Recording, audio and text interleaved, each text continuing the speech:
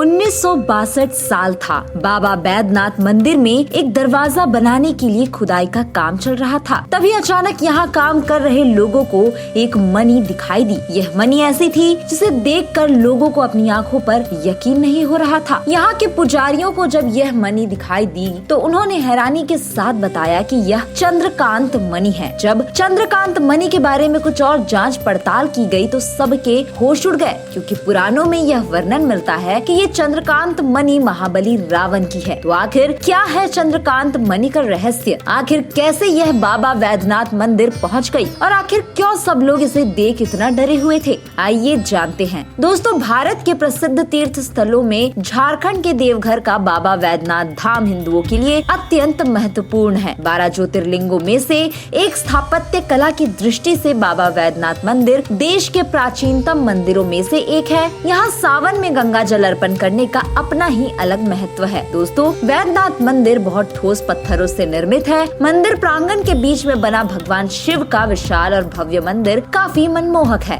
आपको यह जानकर हैरानी होगी कि यह मंदिर कब बना और इसे किसने बनवाया। इसका पता आज तक नहीं चल पाया है, पर पौराणिक कहानियों में यह साफ साफ वर्णित है कि इसका निर्माण स्वयं भगवान विश्वकर्मा ने किया था। कहते हैं जब रावण यहाँ शिवलिंग को धरती पर रखकर चला गया था, उसके बाद भगवान विष्णु स्वयं शिवलिंग के दर्शन के लिए आए थे। कहा जाता है कि जब साल 1962 में सरकार की ओर से इस मंदिर में एक और दरवाजा बनाने के लिए खुदाई का काम चल रहा था, उसी वक्त खुदाई कर रहे मजदूरों को एक मणि दिखाई दी। जब इस मणि की जांच की गई तो पता चला कि यह चंद्रकांत मणि है, जिसका पौराणिक कथाओं में वर्णित है। दोस्तों, चंद्रकांत मणि मिलने के बाद दरवाजा बनाने का काम रोक दिया गया। पंडितों ने बताया कि एक ऐसी ही चंद्रकांत मणि देवी लक्ष्मी के मंदिर में भी स्थापित है। मान्यता है कि लाखों साल पहले लंका के राजा रावण ने ये मणि अपने भाई कुबेर से छीनकर यहाँ लगाई थी। मंदिर के पुजारियों की माने तो मंदिर के गर्भगृह के ऊपर चतुर्कोण के आकार का 8 पंखुड़ियों वाला कमल बना हुआ है, जिसके बीचों बीच एक चमकता हुआ लाल रंग का एक लघु खंड है। उसी लघु खंड में चंद्रकांत मणि स्थापित है।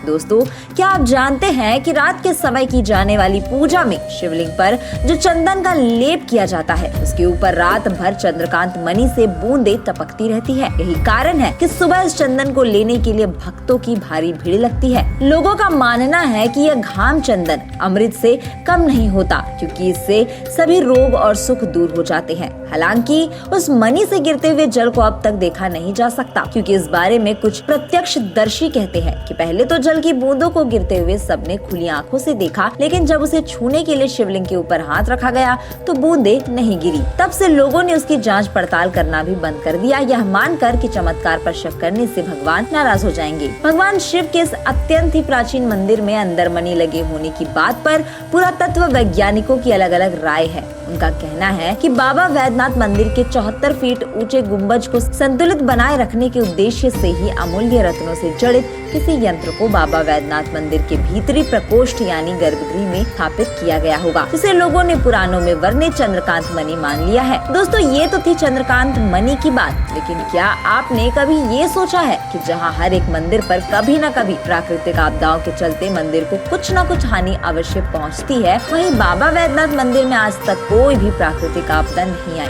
आपको जानकर हैरानी होगी कि इस मंदिर में एक ऐसी चीज प्राचीन काल से ही लगी हुई है, जिसके कारण इस मंदिर पर कोई आंच नहीं आ सकती। दोस्तों, मंदिर के शीर्ष पर लगे पंचशूल को लेकर माना जाता है कि इसी पंचशूल के कारण मंदिर पर आज तक किसी प्राकृतिक आपदा का असर नहीं हुआ, और जब तक पंचशूल है तब तक भी नहीं होगा।